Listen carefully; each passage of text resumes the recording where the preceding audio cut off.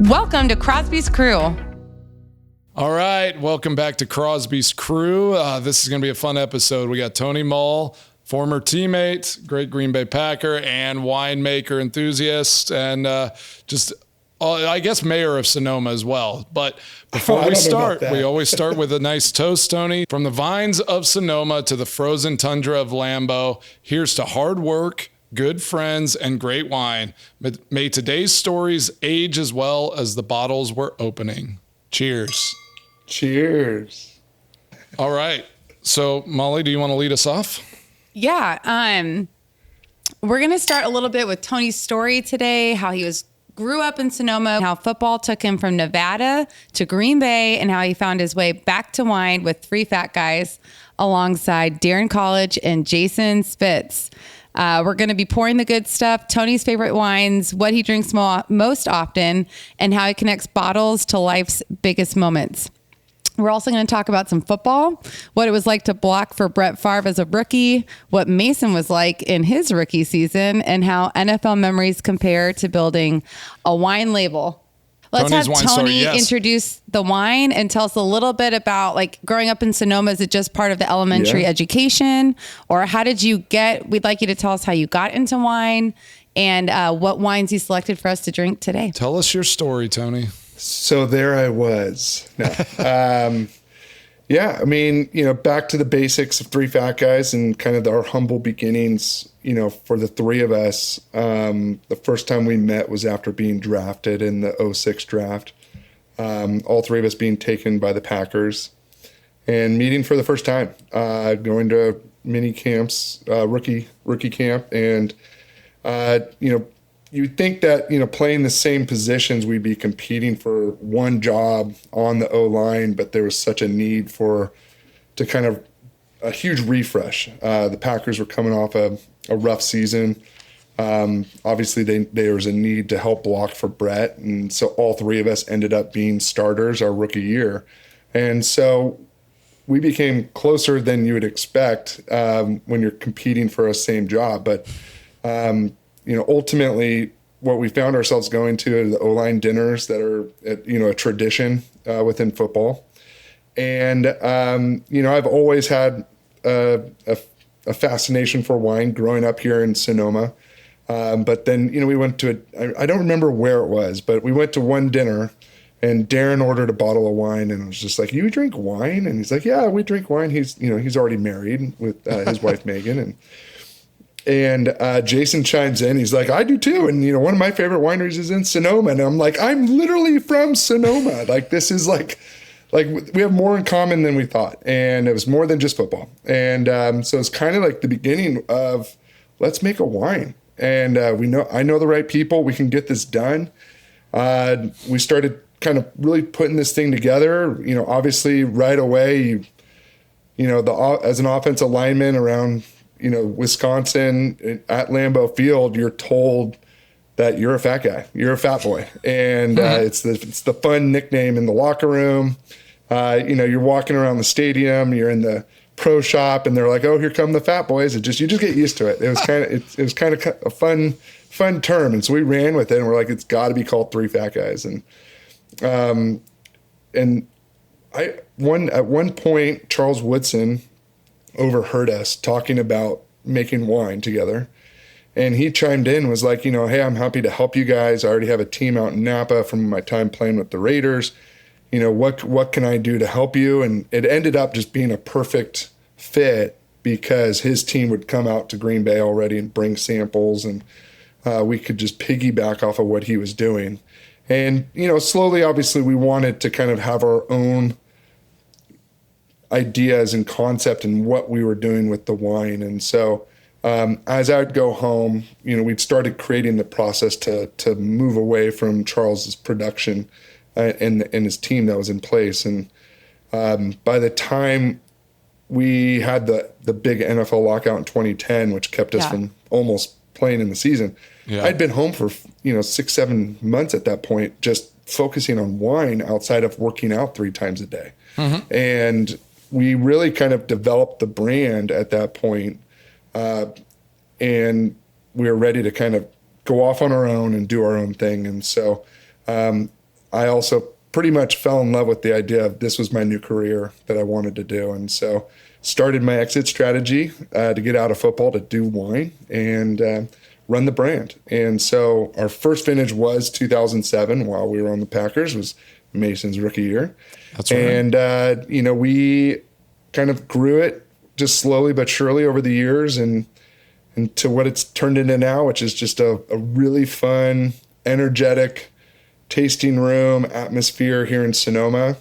We just won an awesome reward for having the best red wine in Sonoma. Congrats. So as we're drinking red wine, right? So that's a really cool thing. And, we're continuing to grow and push into new directions. And, we're just doing a lot of fun wine dinners everywhere. And yeah, it's been a great experience having a place that, friends like you guys come out and visit and, we get to kind of, tell stories again and hang out and just reminisce. And that's right. It makes it special. And that's what wine's about. I mean, it's times together and, it's that community aspect of, coming together over a bottle of wine is what you're looking for. And, I'm just happy Three Fat Guys gets to do that. Oh, you're the best, Tony. And we're already planning our next wine country trip. We love getting to come out there and spend time with you. But I do want to talk about the wines, and we got a lineup of all your wines here, or a good selection of them. And I'm going to just read them out, like what we got lined up, and then we're going to go through kind of the rundown, and we'll talk about some different things as far as what was going on and compare some things to football. So I have a quick question. Oh, Molly's got a question. In 2007, what was the first wine? So we made a Napa Valley Cabernet. Ooh, so it was just classic. a really nice red cab. I mean, just a beautiful wine, kind of built around what Charles was doing with his brand that no longer exists, 24. And we made a couple little tweaks to it, kind of playing in a style more that I liked. Mm-hmm. I'm a huge fan of old world wines, good Italian reds, and so it's in your blood, right? Oh, exactly, and more fruit forward than big and heavy, and so we kind of went with that approach within our wine. So would you say your switch from like that first vintage and where you started to these, Sonoma products that I see sitting next to us, is that kind of like going from tight end to lineman, like that evolution? Nice. I'd say it was going from. Was this a little bit more refined? I'm trying to come up with something just as clever as like. I was gonna do something like cheerleader related, but then I was like, I don't know. There's not a whole lot of runway with that one, admittedly. So like a front flip versus a back flip. I don't. Okay. That's right. Oh, that's good. Yeah. That's good. That was quick. That's where I was going. So it's like a totally different direction. A little more fruit forward, like a little more like weight that you had to put on. I feel like exactly, I feel like that was losing weight. Went from heavier to lighter. Heavier. Okay, heavier to lighter. Tony, like I didn't know that you Tony's an athlete. Were super well respected tight end at the University of Nevada, and then it's just like changing gears. Like, hey, you're an elite college athlete. Now we need you to be an elite pro athlete at a new position. It was wild. It was more difficult than I thought. It was also a lot of fun making that change. And so I, grew up playing tight end and defensive end since I was a little kid. And, all the way until my spring of going into my senior year. And we had an incredible tight end core at Nevada. I mean, there was 4 of us that could play any down. And, obviously for me, I kind of converted slowly but surely into the blocking tight end. And so it was obviously a perfect fit for me to go in, and we lost one of our linemen or one of our tackles to the NFL, and so there was a need for a replacement, and the backup just couldn't do it. Oh, and it was, just had a little bit of a struggle with it, and so all of a sudden I get circled by all the coaches, day 2, day 3 of spring training, and it was like, you got to become our tackle, and I'm like, I don't know, I mean, I like catching touchdowns. It's a different sport. And then all of a sudden, my parents call me. They got a hold of my parents, and they're like, "Oh gosh, I think you got to do this." And I'm like, do it for the team. And I'm like, you're right. I want to win a championship our senior year. Let's go do this.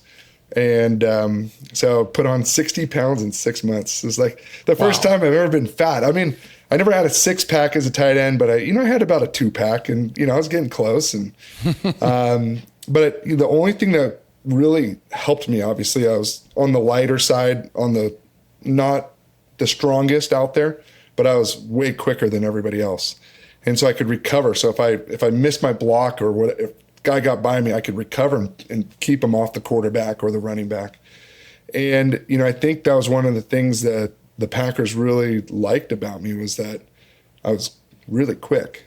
And the other thing I kept, was a huge pride for me, was I wanted to be known as one of the best in shape linemen too. And so you get in the fourth quarter, everybody else is getting dog tired, and I'm plenty fine. I love that. I'd look at McCarthy at TV timeout and be like, run behind me. Oh, that's I'm ready cool. to go. Is that juice or that kind of motor what motivated you to go and help fight fires in Sonoma when that was happening? No, it's that's just a sense of community here. I mean, Sonoma is an incredible place. Growing up in Sonoma Valley, we have a sense of history here in California that isn't as grand as what you have on the East Coast, or even obviously in the other parts of the world.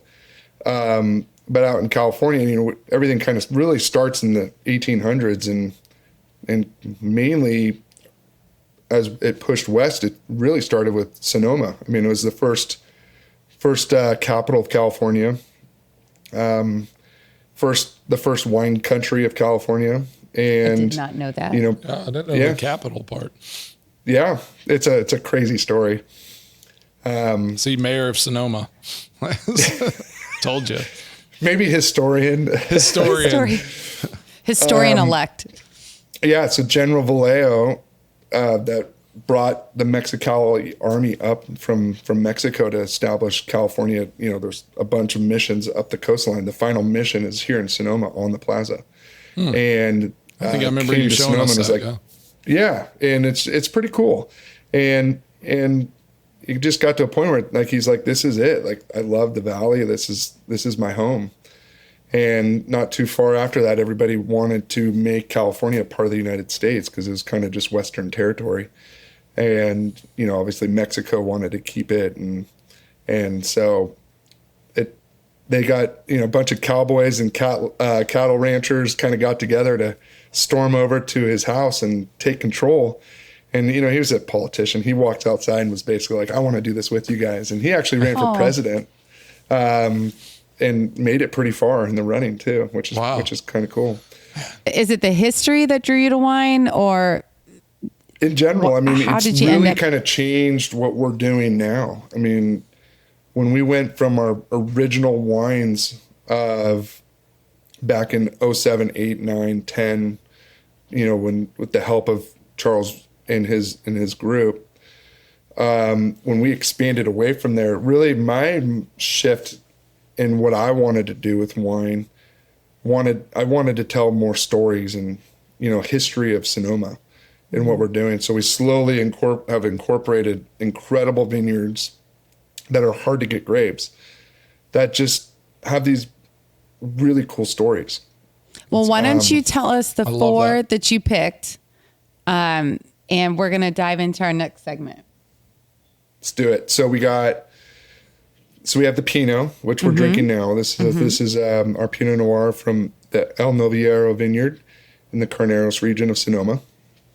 Then we have our Zinfandel, which comes from just a beautiful vineyard. It's called Barisha, and it's actually one of those fun historical vineyards that I was talking about. And then we have our Lineman, our red blend, which is just got to have the Lineman.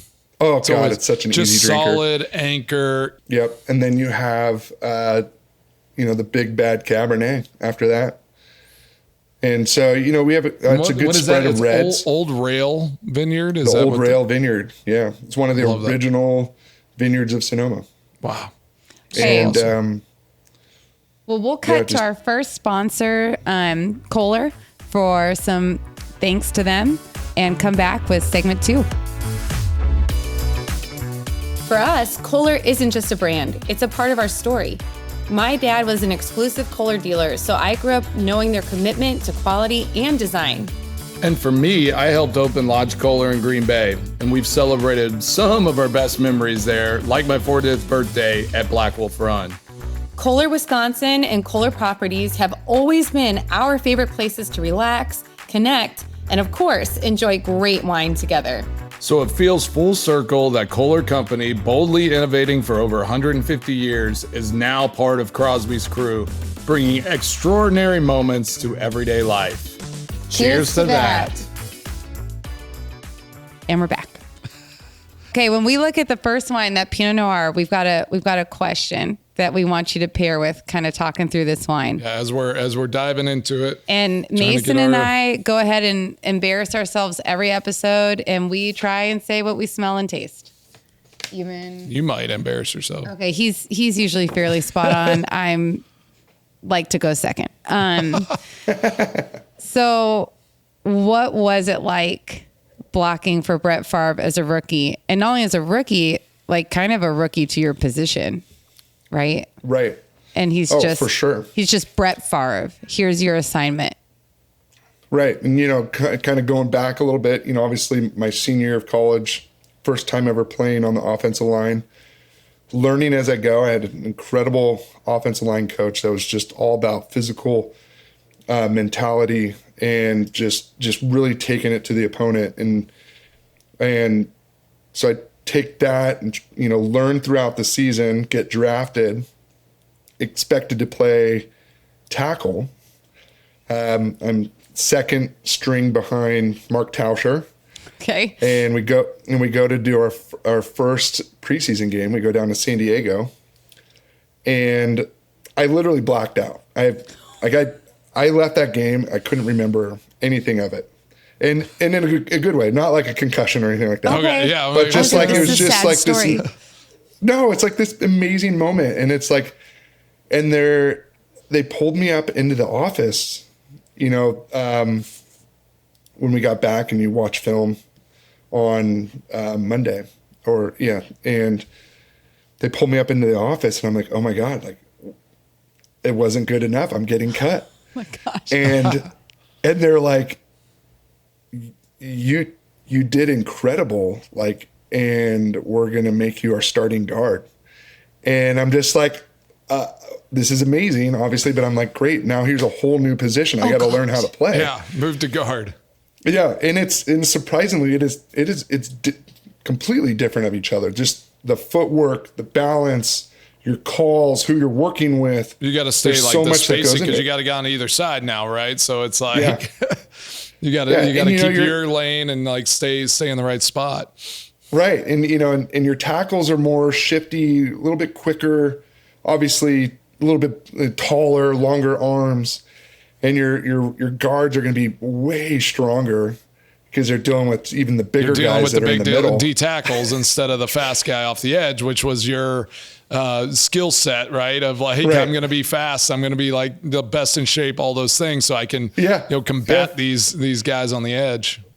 Yeah. And now it's like, I'm not going to just like, I can just mimic what they're doing and kind of round them around the quarterback like a tackle does. Now that's like pure strength. Like you got to get in there and just pure brute strength, and you have to win. And I'm like, every day I'm just like, I'm doing the best I can. That's all I can do. And it worked. And like, we went, I don't know how many games, and then started battling an injury, and, and things shift. And, it's the one thing you have to be able to do is we're extremely versatile offense, especially on the line. And, you play a bunch of different positions, and, I bounce out to tackle, I bounce over to the left side. We do it all. I played wing, I played fullback, a little bit of tight end, and you're just like, can I just play one position, just one? And it kind of sets you You up. never had to kick a ball, so That didn't happen. I snapped the ball. I was did. a backup long snapper. Yeah. Were you really? Yeah. So you did So it all. did. I know that Mason learned to like have a glass of wine the night before a game from Charles Woodson, but were you already like deep in that culture? Like, were you coming home from getting just in the trenches at practice and pouring a glass of wine like at that stage? No, I've never been like a major like drinker. Still Like even to this day. You don't have wine with dinner every night. No, not every night. I don't understand. Right. Do we have a I think problem? no, Yeah, we're definitely fine. not. We're fine. I think we're I good. think because I'm surrounded by it. We're sharing 10 it. Yeah, we're good. 8 to 10 hours a day. That I go home and it's just like I'll have a glass, but it's like I don't consume. That's all- 'cause that's just all I'm saying. It's surrounded just by like it. part of a lifestyle where Yeah. it's like it's not like Right. you're not sitting down and drinking like I'm gonna get after this bottle right now. It's like Yeah. I'm sharing in stories at the tasting room, and Right. I've seen you do the little wine spout, The Peroni? Your socials are So awesome. it's like, I mean, you have a lot of fun things that you do at the tasting room. So I'm sure it's like after a course of a day, you've probably had, a glass or so, maybe a glass and a half of wine, but it's not like you're sitting and just like, all right, I'm just going to, Right. take this bottle down. So Yeah. I love that. Yeah. You want to talk about this Pinot why real don't quick why before don't we you go go to the first? next? You go first. Yeah, totally. Let's Maybe so Tony this- wants to go first. Yeah. Tell us about this Pinot and kind of what everyone should know about it. A little bit of background on it. So, I love Carneros wines, and it's a really cool region. It's only actually region, a little bit of knowledge that's shared by 2 counties in California, and so every other wine region is based inside of a county, and so it's the closest vines to the bay waters of the North Bay, and so it's heavily affected by bay silt it's in the soils. And so for Pinot Noir, you're looking for that funkiness, that grittiness that kind of comes out, that earth flavor. I was going to say the smell is like, soil. You're and good. I don't know if you're that good. earthy. Oh my gosh. So smell what the I love coast. about this vineyard, no, you should be able to for sure. But what I love about this vineyard though is part of it's on the valley floor, but then it races up this extremely steep hillside, and so our block is way up at the top. Oh, nice. Okay. And so not only does it have this incredible vista view into the valley, which is just, dramatic in itself, but it's a different soil complexity. And so you get heavier, rockier soils that bring out different, like fruitier flavor characteristics than the valley floor does with the basal and sediment. Yeah, it's like for me, like the initial, it's like very fruit forward, and like you get that kind of jammy fruits at the start, and then it's just a nice, almost like you get that mineral finish, like kind of that rocky earth as it kind of sits in like on your tongue, and like before that next sip, it's like, man, like I love that too. This is What's up? about as What do you need? typical as you can get for a good California Pinot Noir. And, it's the one thing I've really learned a lot is that Pinot grows everywhere. And, the coastal regions from Mexico to Canada, I mean, you can create incredible Pinot. And for me, I don't know. I've always loved Carneros. I think it's true to earth. It's smooth. It's fun to drink. It's not over the top. It's not a giant big red. It's just a fun drinking wine. You're so earthy. That ends with this wine. I Tony wasn't Moll, one of the earth. I wasn't totally sure what I tasted, so I just poured myself some more. But Got to keep trying. well, I love tasting. The only way I can figure out what I think about a wine is to taste it against other wines. So I need to make sure my glass was suddenly empty. So I need to make sure I had some left for trying the other ones. For sure. But I feel like it tasted like red fruit for sure, like brighter, happier fruit to me. Not that the black fruit or the stone fruits are sad. They're not sad. No, none of the fruits are sad. And I don't know if I would have gotten the silty mineral if you guys hadn't talked about it, but I really do smell it now, if that counts. It does. For anything. For sure. It's the only wine you really, I don't know, maybe Grenache too. It's the only red wine that we make currently that you want that funkiness. It's just that it's interesting. It really plays into it. I love that. All right, babe. You want to go to But I guess getting back to the actual question, right? Oh, yes. Did Brett Favre ever get after you? Like, didn't really talk about what it was. Yeah. Blocking for Brett Favre. We did talk about blocking. There was blocking. So I mean, just, all of a sudden it's just when you're playing with a legend, it's a whole different animal. Obviously I was excited to be in the huddle with him and learn from him. And obviously it's just when you're the top dog, when you're your senior year in college, just everything slows down. It's easy. Yeah. And then you get drafted and all of a sudden you're at the bottom again and everything is just blazing fast and you're just trying to hold on and, make sense of it all. And at the same time, I'm like staring at Brett Favre in the huddle and you're just like, oh my God. This is actually happening right now. Yeah. And if I let someone get by, like that ends his career, it's on you. Yeah. There's a lot of pressure. half of the country that's going to hate me. And it's a weird pressure, but obviously it's not going to happen. Yeah. But, he was such a great guy and easy to play with, and he kept it light. Obviously, he got away with a lot of stuff in the locker room or in the offices that no one else would be able to get away with because he was the kid.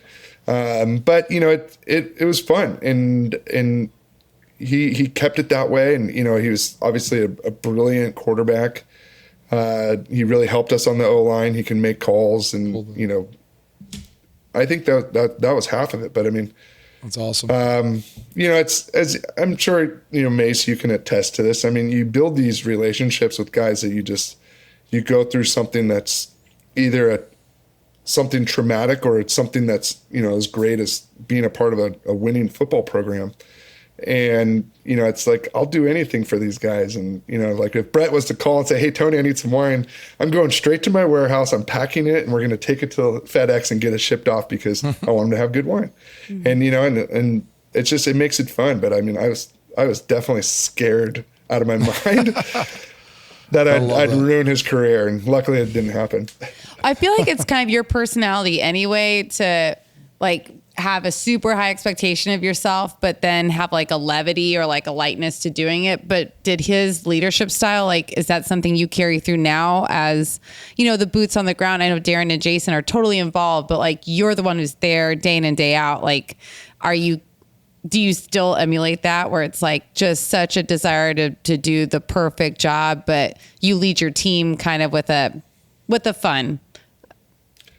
I've only been successful as a team member, and so I kind of lead that still. And in no way would I say I'm the quarterback, of this team. But it's we all support each other, and that's what's never changed. I mean, that's what you learn is like a quarterback is only as good as their offensive line, their running back, their wide receivers, their coaches making calls, and putting the right people, the personnel bringing the right people onto the team. It's everybody has to do their part to make it happen. The trainers have to keep people healthy, which is the biggest one. It feels like it's the biggest thing of today. For sure. And, I don't know. I think, it's the legend aspect, right? Mm-hmm. And it's fun. It's fun now, with watching Aaron, kind of be in that same mindset. He's on to another team. Yep. And these guys got to look at him just going like, it's Aaron. I grew up watching him and now I get to play with him. And, it was kind of cool that, not only do I have that, but I also have Joe Flacco still playing too, which was my quarterback, at the team I went to afterwards. And that's right. It's kind of fun having two of my quarterbacks still around because obviously, they had really good blocking early on. Clearly they were kept exactly. Kept their uniforms they were clean. kept healthy in those early years. Did you feel any of that starstruck legend type of feeling when you got to your current winemaker? Because he's kind of legendary. Yeah, Jimmy's incredible person, incredible human. And, you know, I've learned a lot from him. And it's, you know, he's a sensitive guy, which I think you have to be sensitive to be a really good winemaker, because you have to be able to pull and extract on so much information from a wine. And you know, yeah, I've learned a lot from him, but I mean, it's so funny how he fits perfectly into our story of the Packers with, you know, with his real name being Jim McMahon.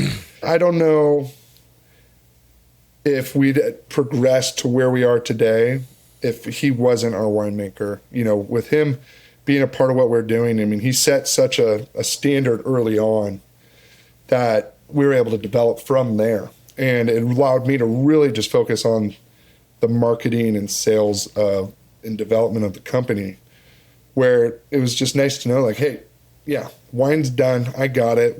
Here's the direction we're going. He kept me plenty involved in the decision making. And, you know, it was a really fun beginning of a partnership. I mean, he's now just a dear friend, and, you know, in the same aspect, like, I'll do anything for him. I mean, he's just an incredible guy.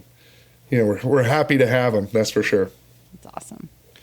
You want to jump to this next wine? All right. Tell us about the second wine, and then we're going to ask you a little question. So tell us what we're going to be drinking next, and then I'm gonna give you a little another question to ponder over as we're sipping a little bit. Sweet. So this is one of our newest babies.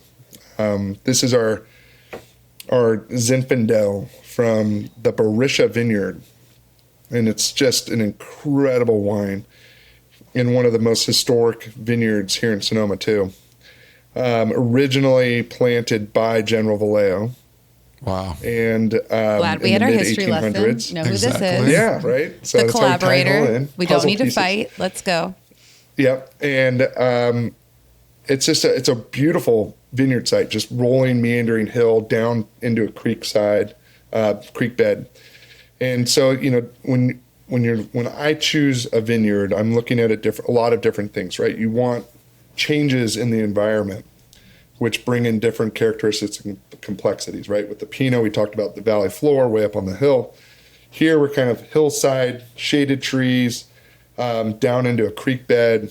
So the water's going to race through these rocky soils and just keep this vineyard just struggling. And what's really cool, though, for me is the historic side of it. And you go out in this vineyard, and a lot of it's been replanted, obviously, but they've left some of the original vines out in the vineyard. And it's the coolest thing ever. I mean, the trunks are about as thick as a wine barrel. It's just, It's incredible. Just and looking the through canopy time. is just struggling, right? Like, wow. like an old man, and the little bit of hair that's left, or like the vines coming off this thing, and it has like 3 clusters of grapes on this giant vine. That's and they're wild. awful. But it's beautiful. It's like the coolest looking thing ever. And you're just like, this is history right here. And this is what it's all about. And but I love this vineyard, and, you know, the story behind it, you know, being called Favre-era, you know, so General Vallejo ended up trading it off, as the story goes, to his daughter's piano teacher for lifelong lessons. Must have been a really good piano teacher. That sounds like a great deal. She must have been a really good piano teacher. Must have been incredible. And so it exchanged hands in the early 1900s to 2 women, Barbara and Patricia. So that's where you get Favre-era from. Oh. And then exchanged hands one more time later in the 1900s. And now that family, they still have it to this Wow. day. Yeah. That's so cool. And so it's a cool site. Blackberry.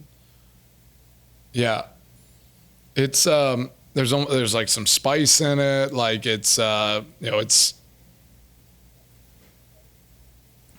We talked about this on some other. I almost smell like taffy.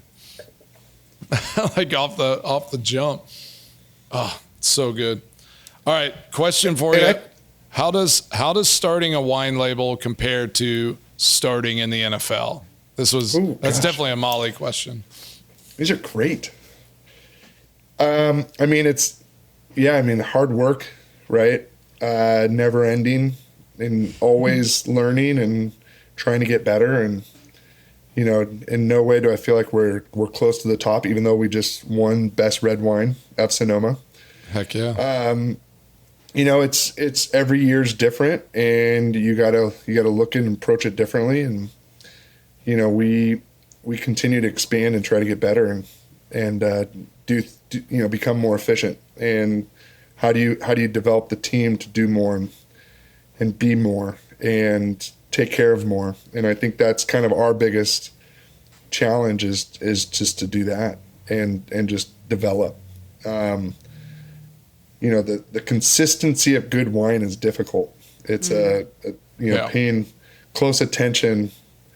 And, the one thing I've learned is that really, sticks at home is you're looking for issues. You're not looking just for creation. And so that's how you make really good wine and so it's finding the issues before they become too big to handle. And so it's living at the winery and during the football season, which is now Grape Harvest and Crush. And so, we pick through the night, and then we're at the winery crushing the grapes all morning long. In the afternoon, we're making wine and trying to get things set up and reorganized to do it again the following night. And, you just keep going and going and going and going. And it's just similar to, you just explained an NFL football season, right? Yeah, you just keep going and going. You just keep crushing and doing the same, but that's the way you find consistencies is try to get ahead of the problems before they become like an issue on the on the football field, just like they're in the or Brett Favre's on his back. Yeah. Why is it always Brett Favre for you? Because I just think it's amazing that we're that old. Tony, that was the Tony quarterback. also protected me too. Did that matter? Honey, that's that is coming. true. Oh, it's coming. It's okay. like another. I'm just kidding. I know I just want to make sure, that. So from what I heard, it's like starting the NFL was, you're trying to keep your eyes open as wide as you can, but you're just absorbing all of it at lightning speed and then having to wear a bunch of hats. And now I feel like you sound kind of like you're more front office now. You're like GM who gets his hands dirty too. But so now you're kind of directing a team and trying to optimize your talent, and just taking it all in. I'm really glad I haven't had to do either, actually. Like my role has been. Run our house is like with 5 kids. I'm saying the anxiety that I have trying to play a little competitive tennis. I actually came home last week after losing and was like, Mason, I blew it on the last point of the match. Like my palms were sweating like crazy. Like there was nobody there, just a bunch of middle-aged women playing tennis with nothing on the line. And my heart was racing. And I came home, I was like, thank you so much for being good at competing. Because that's really, it's just been so long since I've been in a competitive atmosphere. I encouraged him a lot. You encourage the kids out on the field, like watching soccer. I'm very vocal with team cheers that the whole family wishes I would quit. But I forgot the exhilaration or even just feeling like I had one other person, my doubles partner, and I double faulted to lose the match. And I was like, oh, wow, I bet the NFL was hard. That was your realization? It was, honestly. That was her moment. Last week, I was like, wow, that was probably really hard. There must have been some pressure out there. Or, even how you feel opening a bottle of your wine and every time you gotta and that's got to be a little different, right? Than like an NFL season. Like you're getting feedback during the game, right? Like your coach is telling you this was good, this wasn't good. Because how long does this wine sit in barrel? Is it 2 years or? Normally it's a coach going like, listen, you sucked a little bit. Try to suck less this series when you go out there. If you do, we might have a chance of scoring. Okay, so it's just like making wine. You said you're trying to find the problems before they start. So just suck less. And honestly, you just wine. have to keep going. I think that's like part of it too, right? It's like if you just keep getting opportunities and the more you're playing tennis, like the more you get. I did win this week. On I just want everybody to know. And making wine, like it's just.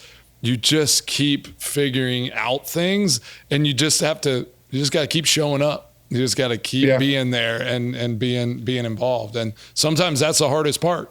It's just like, man, this is hard. How am I going to just keep showing up every day for this, right? Well, that's the passion. That's the love of it. That's why you do sports. Yeah. So they're both driven by passion. All right. Yep. Now we're on to the third wine. We're going to jump into the third wine. We'll keep this thing moving. We don't want to keep everyone all night.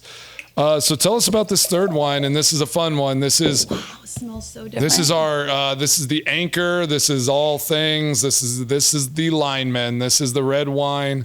Tell us what's going on here.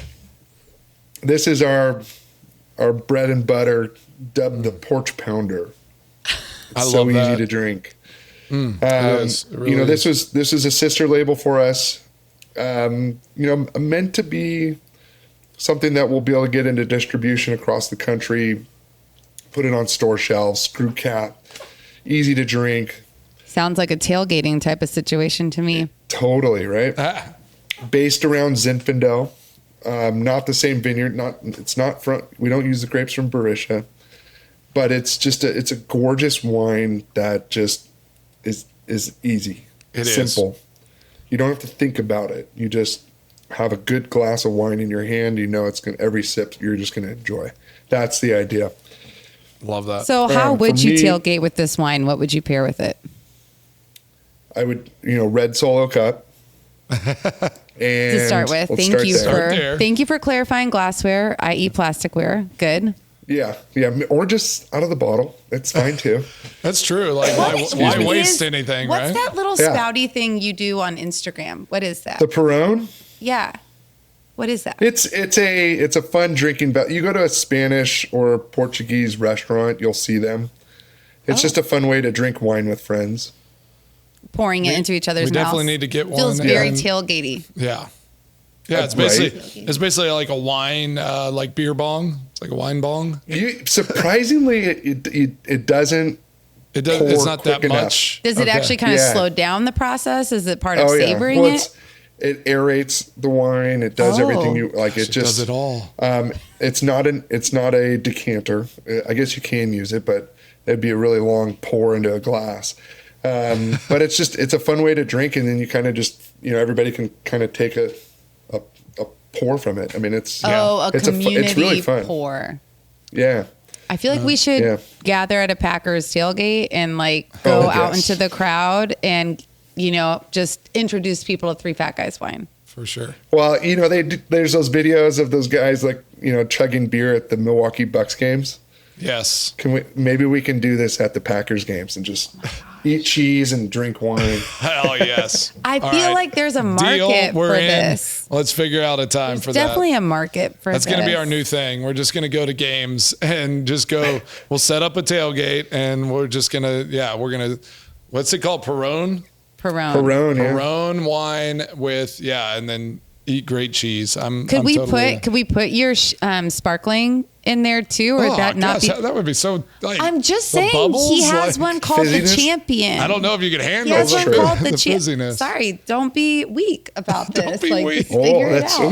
I think you've just been called out. I have. I'll try anything. I mean, it sounds like an experiment. We should definitely try it. Ask your question, my love. Sorry, but besides the red Solo cup, are you going brat with this, or does it have to be a cheese plate? Could you do cheese curds, and would they be fresh or would they be fried? I like some chicken wings. I feel like you always want chicken wings. That's the thing, right? I mean, so we have our pizza restaurant here in Sonoma, the Red Grape. Shout out. Pizza would be so good with this. And so this was kind of built we had a couple versions of it, and I took it down. We got a pepperoni pizza. Oh yeah. It was whichever blend tastes. What are we doing for dinner? What about a pepperoni pizza with cheese curds on it? Has this been invented?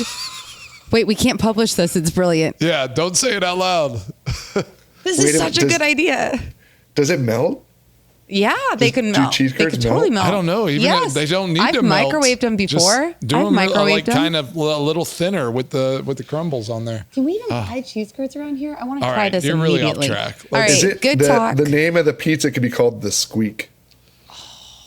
Tony, this happens. A Lambo squeak. It's like a Lambo leaf. This happens every 40 minutes into every episode. I totally lose the script. Molly has had enough wine. It coincides with a glass and a half of wine. She just like we're way off track now. Can you at least admit that's the most epic Squeak, name? I The do like Lambo Squeak. The Lambo Squeak. Lambo You can't say. Squeak. I mean, you probably could. Like, you'd have to get their permission. We could just spell it different. No, Lambo would It's want like a us to do Lamborghini. The Yeah. Green Bay Squeak. You can use the city. Lambo Squeak. Okay, Tony, would you please tell us what Mason was like as a rookie kicker?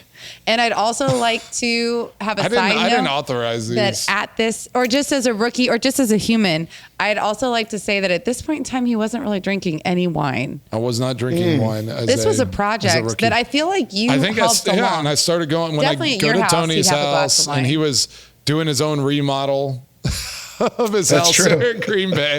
It's like, hey, you want to come over? I'm taking out a closet and like putting in like some drywall. I was like, dude, it's the middle of the season. Like, what are you doing? He's just getting it done. Saving $500, man. saving a little He cash. had a winery to finance. So, Molly, do you want the authentic, the funny? It's kind of like Okay. choose your own destiny, Yeah. This Whatever is so path you want to go, exciting. bro. or This the is so exciting. or the crazy. I mean, I also crazy. knew him at that time, but I really just want your honest, unfiltered reaction to this. You know, the funniest thing is there's this like misconception in football that like they say like, oh, like the kickers aren't, like a part of the team, right? Yep. Because they're not out there hitting people and doing that kind of stuff, right? And it's like, it's really funny. Like, so like in high school, our fullback was our kicker Yeah. Okay. and did a great job. And so I was just like, and then in college, like our kickers were like some of our dearest friends. It was like, Yeah. and then it comes to Kickers Green are Bay, people too. and Yeah. and so I'm like sitting here, I'm like, what is this whole, like, I don't get it. Like, and so the thing about Mace that I love is like, we have so much in common in things that we do. Yeah. And so it's easy to hang out and, just shoot the shit, do everything, hang, outside of football. And like, I mean, from golf, hunting, wine, I mean, just like the charity work, it's just Yep. everything is so similar in what we do, that it's easy. And, that's where your friendships really come from. It's not from first downs or touchdowns. It's just like who you are as a person. And But so what like was we've he always like in had the a good locker connection. room, like right from the get go? Did he walk in and like make his presence known? Was he hiding in his locker? I had to battle, like, okay, Yeah. I was drafted, so it's like you Give have a little bit of an you edge. hope you're going to make the team, but I mean, they put me through the ringer through training camp. I mean, They didn't make it easy. That's for we sure. were kicking like Was Aaron your holder then? Aaron held for me some. Yeah, I mean, I had Aaron, Tony was snapping. Ravel Martin, John Ryan, and David Loney was another punter right. there. I mean, Yeah. and so they were alternating that, and like Rob Davis snapping. Tony was probably snapping some at Yep. times, Yep. like as they I were was there. alternating through. So and I remember one practice one night in training camp where it was like, they're pushing us back. We're going back and forth. And one of us was kicking for the offense. One was for the defense. And they were letting guys like spray water in our ears. Literally like pulling my shirt, like on my steps, like doing stuff. And I had to go out there and hit 40 plus yard field goals, or the other, whoever didn't kick as well, the other side had to run. So jeez. it was a fun battle. So you guys were that just was one of love my at favorite first memories locker of room. camp. You two just clicked. Yeah, but I think, that was one of the things that Ted Thompson, did a really good job of, and John Schneider of bringing together guys that could truly. They be a knew who they were team. bringing in, right? Yeah. Man, so And, many of us are all still connected too. Like it's Exactly. a real thing. It's and- real. Other teams I played for, I mean, you don't have that connection. There's just an absolute disconnect once you left. I mean, there's guys I talked to from each team still, like that I played with on the O line. Yeah. Or but nothing like the guys in Green Bay. I mean, It was like everybody just did everything together, and we it was just made it. Well, we grew up just 'cause together, maybe right? it wasn't as much to do. I don't know that we just all hung out together, but it was We fun. were so young. It was just Yeah. like We were it was really crazy. young. I mean, it was like I was still in college when he We was a still rookie. are. What are you talking about? We for sure are. no, but we just and I always obviously I gravitate towards offensive linemen because He does. Those are his guys. well. Y'all, They're smart. They're golfers. You protect me. You block your butts off to like protect everyone. You're the biggest guys on the team, so like if I ever got in trouble, like I knew I had some guys that would have my back. So Very it was loyal, just a loyal business bunch. decision, but also my type of guys. Like you're salt of the earth, like just straight shooters. You're gonna like be the same all the time, and that's what it's all about, right? Like those types of connections and relationships. I just remember getting bitter towards Mason, or I guess it's more. Speak your truth. Tell us how Speak you really your feel. truth, yeah. It's a safe space. It's okay. It's more envy, I think. So we'd go golfing, and he has just this simple, shot, my just gosh, this this is all driver, about and it's just golf. like this baby draw that comes around, and it's like, and here I have this giant slice, and I'm just chopping through everything, and I'm like, I convince myself that it's just get down by the green, and I'll make it happen, and Because you're quick, Mace you're is, nimble, like, right? You waiting can for scramble. us forever. And he's like, "Come on, guys! It's been like 7 shots." And Just and then pick up, we're good. practice, and he's kicking field goals, and it's like he kicks the ball, and it's like this baby draw through the air. And I'm like, even at the freaking football, it's like a baby draw. It's just like it. I just that's the one thing I didn't I've know that always bothered loved. you so much. I'm really glad No, I 17 years loved it later, so he can much. tell you how he really feels. I help out with the local team or Sonoma High School, and I'm out on the field helping these guys, and it's so much fun to do. And there's a kid trying to figure out how to kick, and I'm like, what if I take a video and just send it to Mason and be like, just so you could turn on and be like, you got to make it have a baby draw. Like, Yeah. I will say though, I think one of Mason's best qualities when it comes to kicking or golf or helping other people is I've heard you say this so many times and he would tell your kicker that you're coaching, like, you have to find your own kicking style. Find your own swing. And then don't let anybody move you off it. You have to figure out. And that's what I like about what I've heard Mason tell other people. And I was trying to think about it in my tennis match, but nothing was working. Nothing was working. The chaos of None the of moment. it was good. I was just sweating buckets. But he's like, if you don't know what you do best, nobody Right. else is going to be able to tell you it. And once you Right. do know what you do best, don't let anybody else Don't let anyone try talk to you change off of it. Yeah. Because don't you think that was kind of hard is when you're in the NFL, so many people are so good. They're so good, but you might not be somebody's idea of what good should Yeah. look like. Like Seen a lot of it lot was of people. hard to see really talented people, kind of change everything about themselves. And I feel like that's Sure. what you can't do to make good wine, right? Like you have to know what you think is good for you to be able to make good wine.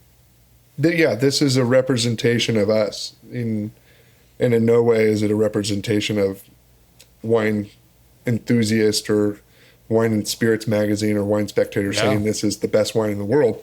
We're convinced that we're making the best wine in the world, and no one's going to tell us any different. And we have a really robust, loyal wine club, and that kind of agrees with us. Yeah. And you're which getting is the awesome. awards. And you're good. And the awards follow. And now we're the best red wine in Sonoma. So I mean, Hey, it's, Cheers it up. That's not what we're we doing. don't do it for the awards, but we'll accept them humbly. We'll accept it, yes. We'll accept them humbly. All right, I'm Tony, not let's ready. We have a fourth one. I know I gotta keep Molly moving, or she's gonna drink too much wine that she won't be able to stay on track. So We do still have to tuck kids in for bed. fourth wine. Tell us about this wine. This is our big Sonoma cab, old rail vineyard. Just run it down for us, and then we got. What do we have? Is It's it actually a pop quiz. a pop quiz? Uh-oh. Pop quiz. Yep, Ooh. get your mind right. You're gonna be fine. You guys are gonna pass. All right, tell us about it.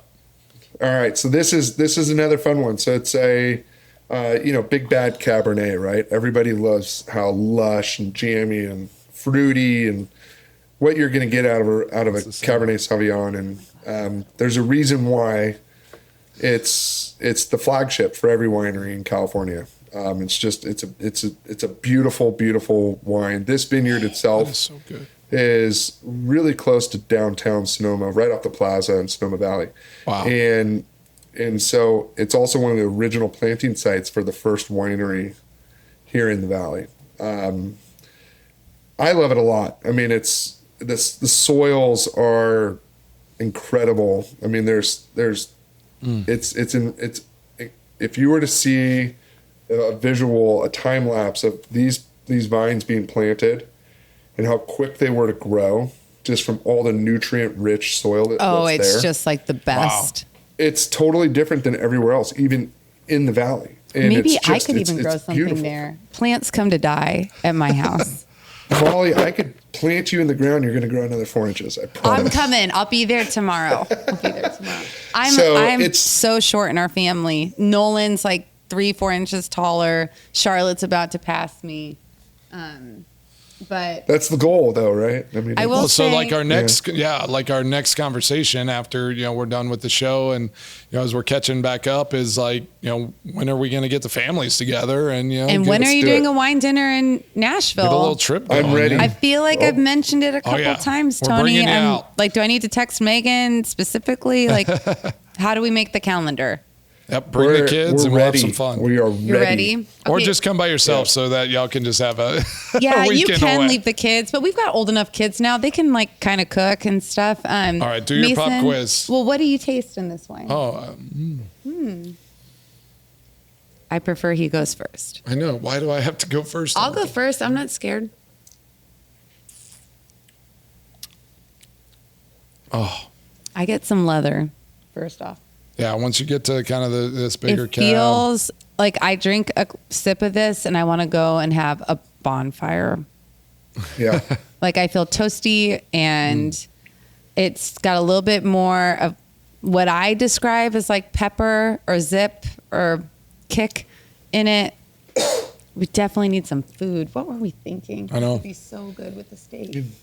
And we need steak, pizza, and just a big bowl of pasta. So a sounds big like an bowl of O-line pasta dinner. sounds Why amazing. are we not at the Red Grape? We should be at Tony, the Red Grape I right actually now. wrote down O-line dinner because I really want our listeners to get like a Oh, peek gosh. into that later. But it's O-line time for a dinner's pop quiz. A fun and scary space. Put your notes away. Mason and Tony, pair each wine that we have tasted with a Packers teammate that you were both on Oh, the man. team with. Okay. In any order. Actually, no. Start in the order we tasted them. Pinot Noir. Well, Who's your Tony's teammate going who to be better at embodies- all that. I mean, who do you think embodies the Pinot? Well, let's go back to the tasting notes. It's light on its feet, maybe a little bit I was on the a- fresher side. Is it you? I mean, Is I it know you? that- definitely not. No, this Oh, is okay. He a. made I it don't know. after It was the himself. face. It was. I couldn't tell. Well, no, it's like this is Mason's favorite wine, so it's like it's easy to be like this is. I do love the This- Pinot. Yeah. light on his feet. There He it was is. Light on his feet. You know, just, yeah. Do you Right. agree? Consistent, kicking, hitting that baby draw. See how it's like it's even Just in the always motion of going to his be hands. there. Yeah, I mean, that's my move, right? He That's also how it said. happens. He also Nice says Here's a me, little I'm gonna do funky. this. Nice, yeah, yours is like underneath. Where am I going? Okay, so the Pinot. Oh, I'm the Pinot. The Oh, Pinot I feel like no. That's like is that's surprise. Mason Crosby. Yes, I do heck feel yeah. like it. You're not the biggest guy on the team, but you're a presence. Yeah, yeah. I'm A lot gonna of be people. there. A lot of people like you. I'm gonna make my presence felt out on the It's- field. I'm gonna show up and I'm gonna get the job done. You every can time. start the That's night with it. Pinot Noir. You can end the game with Pinot Noir. Nailed It it, works in Tony. every situation. Oh, Yep. heck Wow. Wow. All right, let's go to the Zen. I like that. I feel I'm honored. I feel honored right now. Oh, I'm gonna I'll go- accept the award Shoot, humbly. I've completely lost track of which wine is Zinfandel. which over here. I right. think it's this one. She can't even Yep, line glasses blackberry, up. got Tony, it. we've lost her, bro. We've lost her. This episode is going to be amazing because Molly is in a good spot. So, all right, let's go Zinfandel. Is this offense or defense? A little fiery, a little Special spicy. You teams? got to kind of like Yeah, there's a little heat in there, right? Yeah. It's Is kinda- Is this like a that's what picks cornerback? up. Like That's someone's going to from the hit barrels. somebody? Let's see. I mean, that's like a good fiery red, right? It's just like yeah. like AJ Hawk comes to mind. Oh, I like that. Brady Maybe Papilla, we should- like it's a maybe we linebacker. should Brady send Papilla, bottles. they're going to give the finger to the sideline. Should we be sending these bottles to Just these like, people? What? That'd be fun homework. You didn't know I existed? Take that. That was a moment. I remember Laura seeing it. He did it like a bunch That's every great, game. but they only put it on TV once. I know. And we were watching the game together, and she was like, I'll never forget, Laura just goes, well, that's a proud moment. All right, so let's go to. So Zinfandel is AJ Hawk? AJ Hawk for sure. Okay. The lineman obviously is just you, Darren, and Jason, right? I mean, Is it? well, it is. It's every moment. it? They're the core. They're the base. They are the anchor of the team and this whole thing, and Right. they're gonna rock with you at the tailgate, or they're gonna sit with you at the fine dinner and pair well with everything. Gosh, linemen are so bougie when it comes to dinner. But extra credit, Tony. What are the three fat guys' favorite three fat guys wines? Ooh. Can't say them all. You can't say they're like everybody has a favorite. No, they do. I know.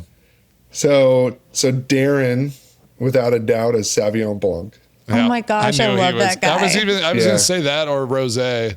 Are you the Yeah, rosé yeah. guy? Well, we're every once in a while I'll get a text, and it's funny. It's like this secret. It's like, hey, can you send me some more Sauvignon Blanc? And it's just like, dude, just like it's be okay. proud. Be proud of your It's Sauvignon good. We're Blanc. fine. Oh, I love that. No, they love to drink the Sauvignon Blanc, which is it's a Both of beautiful them. vineyard, and and Both of Megan, them. and Well, yeah, Jason's so No, not Megan, a fat. Megan and Darren. Oh, Yeah. Megan and Darren. Yeah. yeah, All right, Okay. what's yeah, the Jason's favorite? colleges.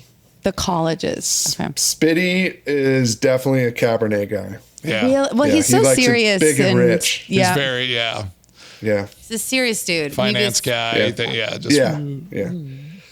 Whatever's the most expensive. what That's you do? That's what he's about. Hello. Ooh, this is amazing. And Tony. I am definitely a red blend Pinot guy myself. Yeah. Yeah, he is. I do remember meeting you and having Pinot Noir at your house. Oh yeah. Oh yeah. Like we were just married. Pretty sure he'd correct us most times when we'd say That it. was Wrong. That was one of the funniest things. Was like I'd bring home, I'd ship out wine and be like incredible wines from Sonoma, Napa, Santa Barbara, out to the house, and everyone would come over and we'd drink through all the wine. I'd go You'd have down the and big be like, fire in the back. Oh, Oh yeah, And You it'd just be probably like, shouldn't have been so hospitable or had such good No. wine. No, the wines were not treated well. That's for sure. They were Definitely just some- drunk. They were were just not taken sick. down. Some big Exactly. appetites. Very thirsty Oh people. man, yeah. let's go to the cab. Who are we saying? I mean, is that Aaron? Is it Charles Woodson? Complex, complicated, Ooh, right? a little, It could be Aaron. Does Aaron like cabs? I don't A know. little heavy. yeah. a little heavy, a little just maybe kind of misunderstood. at times. Misunderstood, trying to prove themselves all the They're not time. misunderstood. Everybody else just doesn't get it. That's what misunderstood is. Oh, Or just playing a game, he plays games with you. It's just a chess match. it's the chess player. Yeah. Yeah. Did you depends guys on the agree? day you open Did you it. agree on one? Is it Aaron? I mean, it's got to be a quarterback. I mean, like it's definitely a quarterback wine. So We'll give this to 12. We'll give it, we'll have Aaron represent the cap. I think mean, a it's just- homework follow-up assignment will be shipping these wines to these players. Would it be We'll do it. Crosby's crew is on it. I mean, honestly, though, drinking it a little bit more, and obviously, as a Sitting in rookie, the you're glass. talking about Favre. I mean, it could be Yeah. Favre, kind of Yeah. timeless, But the old school. Cabernet has that big aroma. And I A feel big like presence. Aaron I like likes that aroma. Yep, Aaron. Yep, Yeah. I agree. Here's to you, 12/8. What? He's 8. Oh, I was like, what is going on? That was helpful. All right, where are we at, baby? Let's go. Let's go to questions. Well, we have listener questions. Yep, we're gonna have gotta a get quick- this thing moving. We're actually doing great. You need to stop stressing. We're going to give a quick shout out Always on to time. Always on Perlick, time. our other sponsor of Crosby's Crew. So please sit tight and refill your glasses. fill those glasses up. One of the best things about this podcast is how it connects our love of wine with the people and companies who share that passion. Like Perlick Refrigeration. We first crossed paths through Mason's work with Sartori Cheese and Make-A-Wish, where Mason met Jeff Schwager, who's now on Perlick's board and an investor in one of our favorite Napa wineries, Ovid. Perlick has been setting the standard for wine storage for over a century, and their wine refrigeration is second to none because great wine deserves perfect care. We're proud to have Perlick as part of Crosby's crew, keeping our wine at the perfect temp, from the first pour to the last drop. All right, Tony, let's just say the first thing that comes to your mind, all right? Here's some listener questions. If you could relive one wine in one game, which would it be? That's a tough Don't one. think about it. That was two. Oh, it's one wine in which game? It's one line, though. It's a single question. So if you could with relive... two answers. Yeah, relive. Like you don't have to like redo it. It's just like which wine, like a bottle of wine you drank that you wish you had over again. Easy. Do it again. He said it's All easy. right, Let's hear it. Easy. So, Benziger tribute. So the Benziger family is you're going historical. A soft place in my heart. They're, huge family here in Sonoma. They made a tribute, which was a red wine from their best vineyards, best blocks, best grapes they had every year. And it's just a wonderful, wonderful wine that the company that owns them now no longer makes. And and so I used to love drink. That was one of the wines I'd bring by the caseload out to Green Bay that we would guzzle. Understood. Yeah. I probably drank a whole bottle and didn't appreciate Try not it. to think about it. Yeah. Sorry about that, Tony. And Hey, that's what it was for. What's a wine? Not a wine. What's a game that you would replay every down if you could? I think it was more like I wasn't lucky enough to be on the Super Bowl team, right? I went to Baltimore the year before. Hey, you built it, but you helped build it. I think for me, there was that game against the Seahawks in the playoffs. Yeah. Before that, where it was just an incredible experience with the giant snowflakes that were falling down. That was a cool. Is that when we went down 2 touchdowns to start the game? Ryan Grant fumbled, and then the snow started coming down. We all called it the snow globe game. It was and all of a sudden, you guys just crushed them. Crushed them. It just turned around, and we walked away with the victory, and it was just like such an incredible feeling of just like, we're gonna do this. Iconic Lambeau moment. Yeah. And that's a moment I hope, like, just like going out on the field and just celebrating, like, was just an amazing moment. Let's take the kids back to Lambeau when it's winter together. That'd be fun. Let's do it. Okay, we're in. You can figure it out. All right, next question. As long as we're inside. Oh, I've been out on that. I've been outside that for too many years. Okay, so. I'm skipping the next question because you answered it really well earlier. So, listener, you're welcome. If you could only drink one varietal for a calendar year, what would you pick? One, and we'll give it an asterisk. Like, if you want to say the Lyman, it's a red blend. Like, I won't. Sure. I won't. I don't know. Nitpicky. I mean, that's tough. Let's say for an entire calendar year. Yeah, that's Can't drink anything but one. That's your only choice. And honestly, our conversation kind of comes to mind because there's one iteration of wine that could work in a lot of situations. I just wonder if you'll be bold enough to say it. I'd probably say it'd be our champion bubbles. That's what I was going to say. Because you can have it for breakfast too. Yeah. Holy cow. You can make mimosas, bellinis with it. I wish I would have written it down because I knew it because I asked Tony. I said, so what are you really into now? Like, what would surprise me? And he goes, I like sparkling. I like it a lot. I used to never like it. It was what just is weird. that? Are you going to a lot of baby showers or something? Like, how did you? Like, why do you need this? Like, you have good red wine. And we were over in Italy. And okay, it was so hot. We were down in Sorrento, down near the Amalfi Coast, right? Tough and it's life. It's okay. humid and hot and just, and all of a sudden we're going around and it's just like, we just started drinking bubbles and it was like, okay, I get it.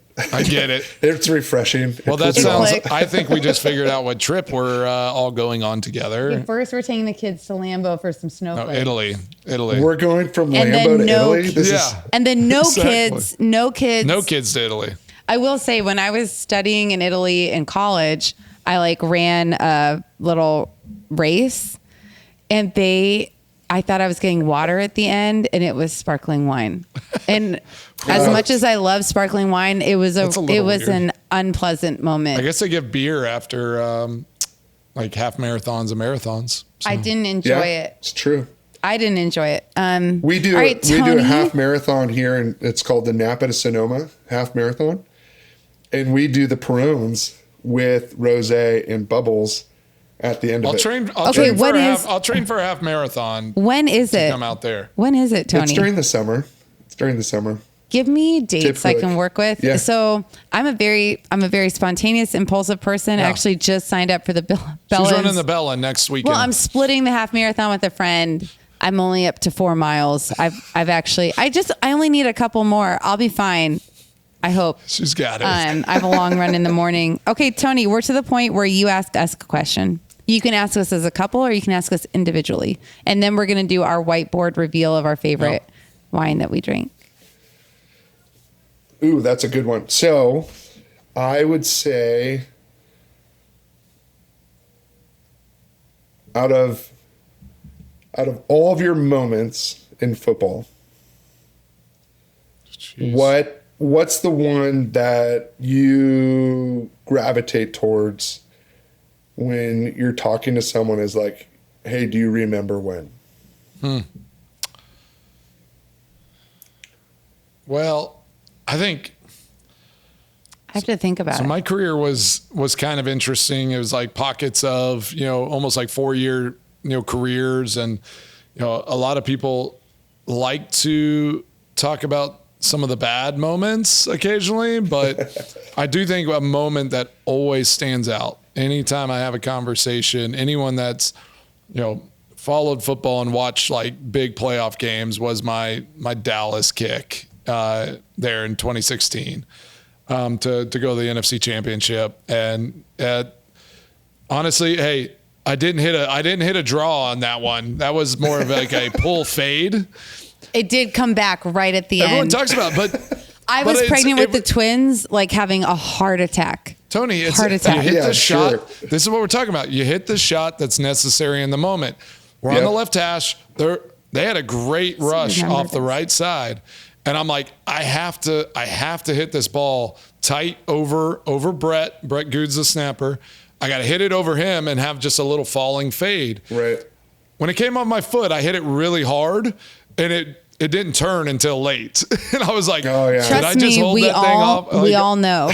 We know. We were watching. But it all played out, and so that was one of those moments. And honestly, dude, it's that moment, and then it's my first like game as a Packer, right, and kicking that game winner.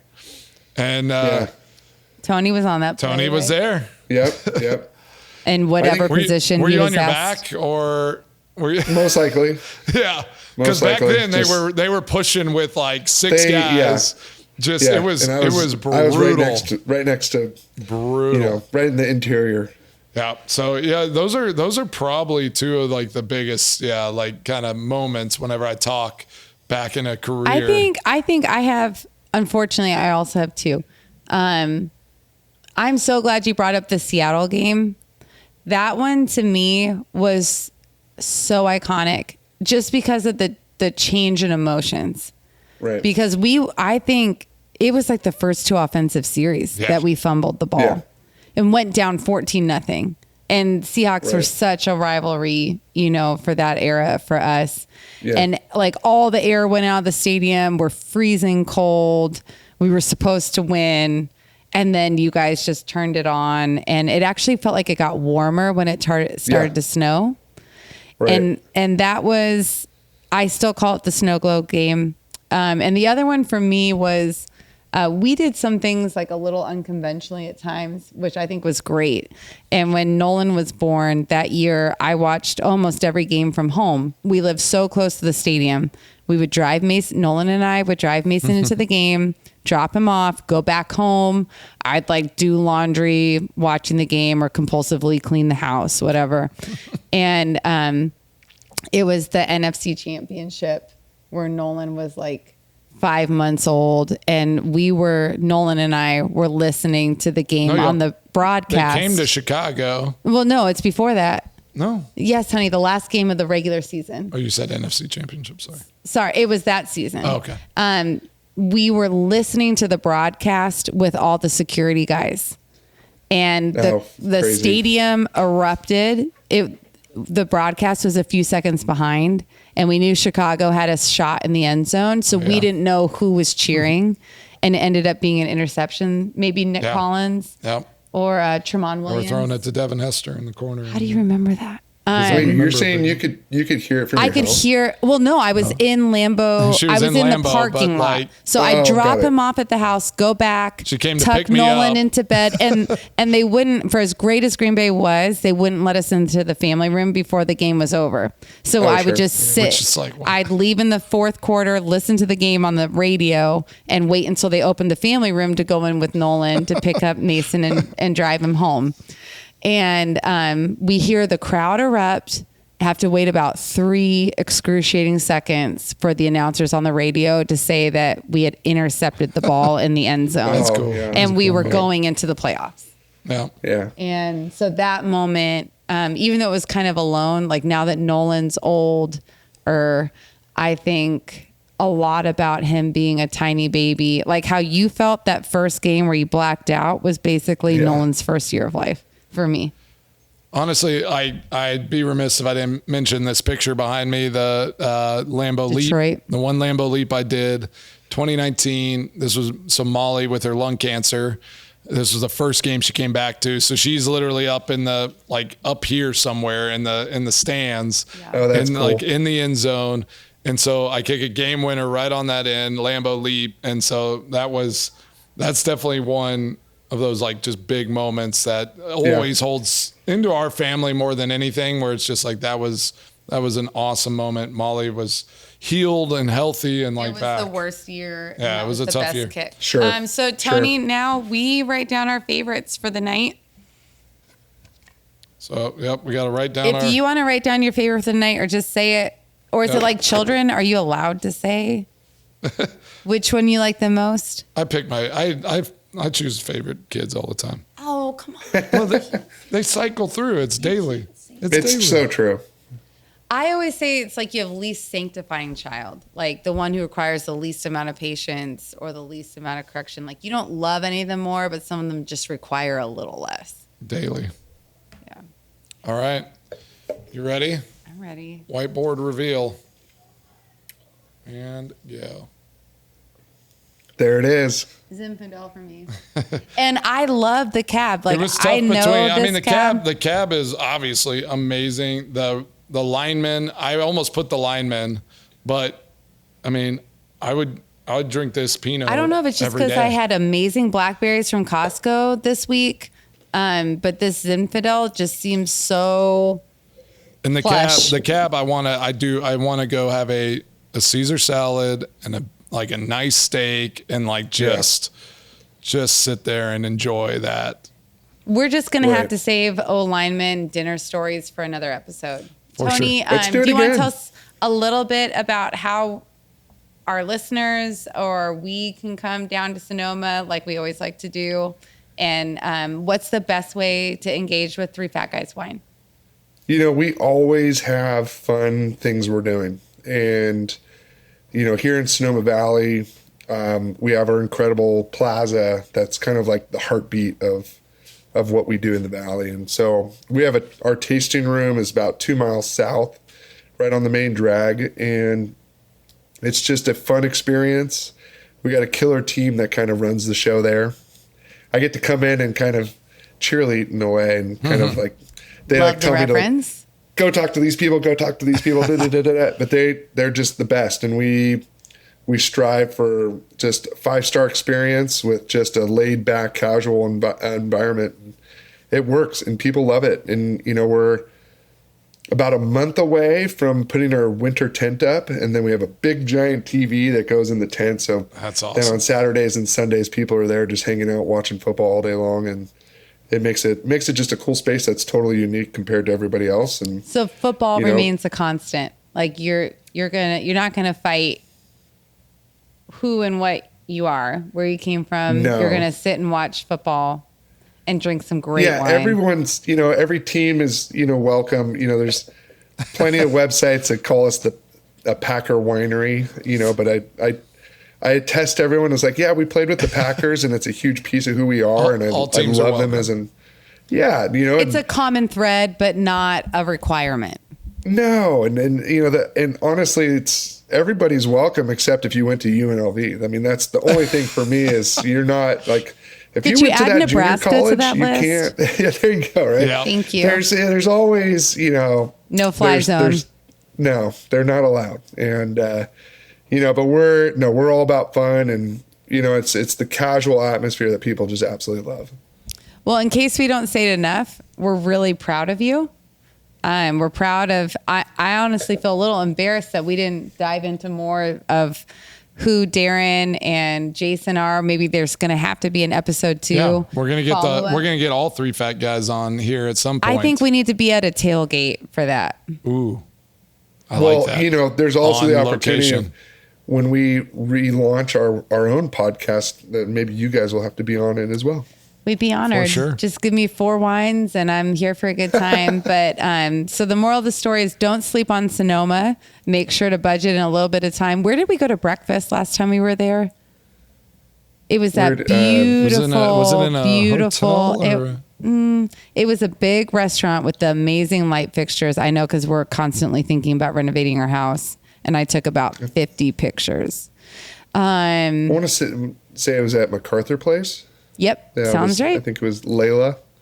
Yeah. It was exquisite. It was great. So, Tony, do you volunteer to show our listeners a good time if they come to the 3 Fat Guys tasting room?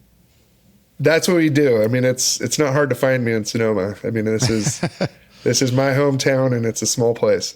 That's right. Love it. Well, this was amazing. Can't wait till part 2. And cheers, buddy. You're crushing it. Cheers. Pun intended. Don't forget, go on, subscribe, follow, leave us a review, and we'll see you next time. We really appreciate you. Or next Cheers, guys. Love you. Who you share it with. Well, that's it for this pour. Thanks for spending time with Crosby's crew. If you tried one or all of the wines from today's episode, we want to hear about it. Head to our socials and let us know which one was your favorite and why. Curious about what we're tasting next? Check the lineup and send us your questions. We'll be answering them in the upcoming episodes. Nothing's too nerdy or too simple. If you're wondering, someone else is probably wondering too. And hey, before you go, just a reminder that drinking and driving is never okay. Please enjoy wine responsibly. Always have a designated driver lined up before the bottles open and consume in moderation. Until next time, cheers from the crew.